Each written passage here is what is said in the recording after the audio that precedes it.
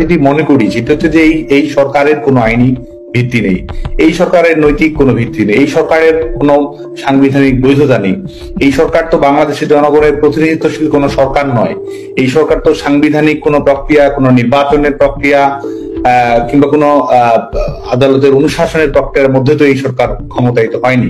তো এই সরকারই তো অবৈধ, এই সরকারই তো অসাংবিধানিক। আমাদের মুক্তিযুদ্ধের অন্যতম অঙ্গীকার এবং গোটা পৃথিবীতেই মৌলিক মানবাধিকারের সার্বিক সংজ্ঞাবলী কিংবা আমাদের কল্যাণধর্মী রাষ্ট্র ব্যবস্থা প্রতিষ্ঠার জন্য গোটা বিশ্বব্যাপী জনগণের যে ধারণাবলী কিংবা মানব মুক্তির যে সংগ্রাম, সেটির সঙ্গে গণতন্ত্র অঙ্গাঙ্গিভাবে সম্পৃক্ত বিষয়। গণতন্ত্র শুধুমাত্র রাজনৈতিক নয়, আমরা মনে করি যেটি আমাদের লাইফ স্টাইলের প্রতিফলন।